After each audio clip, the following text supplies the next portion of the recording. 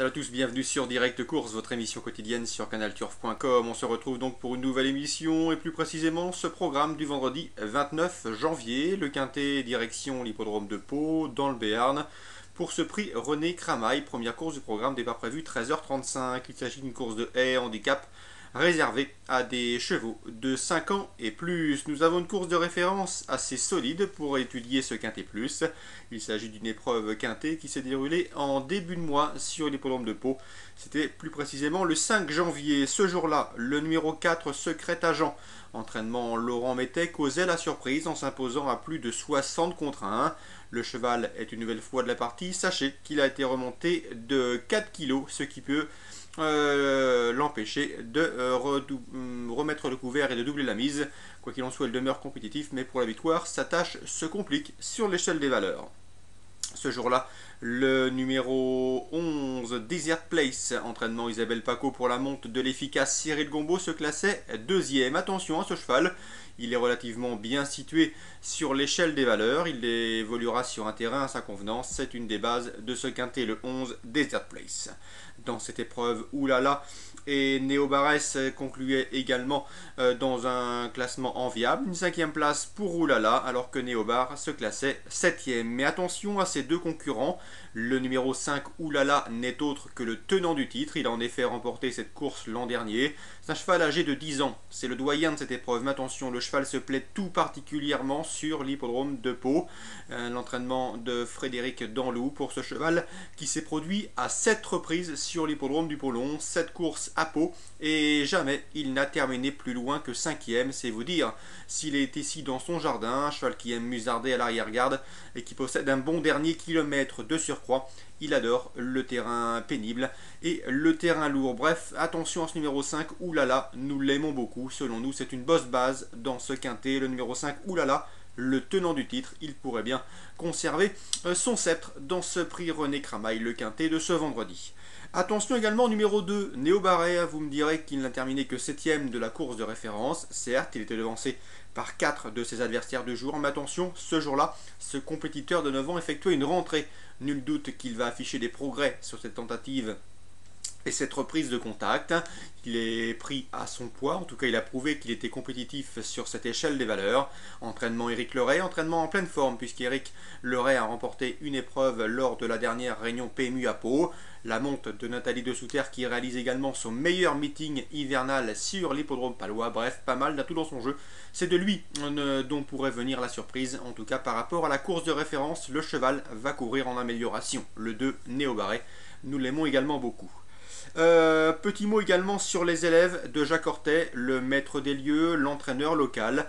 L'entraîneur et le professionnel béarnais pourraient compter sur le 3 Karadjak dans cette course référence précitée, celle du 5 janvier où Secret Agent, Desert Place et Oulala se classaient à l'arrivée. Eh bien sachez que ce numéro 3 Karadjak luttait pour la victoire lorsqu'il s'est montré fautif au dernier obstacle, son jockey ne pouvant éviter la chute. Donc c'est une ligne en béton, je vous le disais, et Karadjak, s'il négocie correctement la dernière difficulté du parcours, a les moyens de remettre les pendules à l'heure. C'est le tandem Jacques Ortet, Christophe Pieux, un tandem qu'on ne présente plus, qui a notamment remporté le Grand Prix de Pau avec un certain Ruby Ball. Donc Karadjak, le numéro 3, un cheval de 6 ans face à ses aînés ici.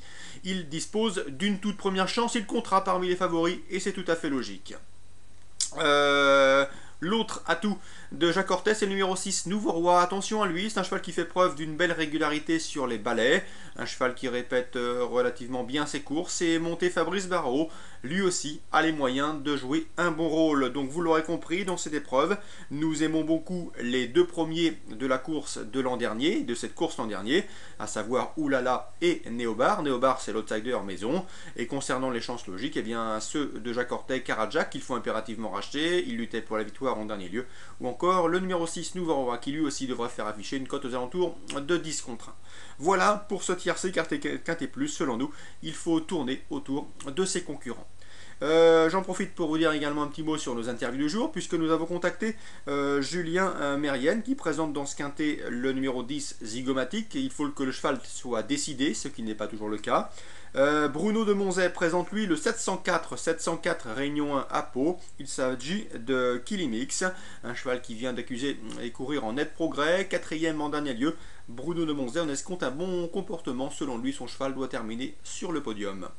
Étienne Linders délègue deux de ses représentants ici. J'ai pu m'entretenir avec son fils et son assistant, à savoir Grégoire Linders. L'interview est également disponible sur le serveur. C'est Grégoire qui s'occupe du piquet de chevaux présent sur l'hippodrome de Pau. Eh bien, sachez qu'il présente le 508 The Servante, un ancien pensionnaire de Marcel Roland qui a connu des ennuis de jambes.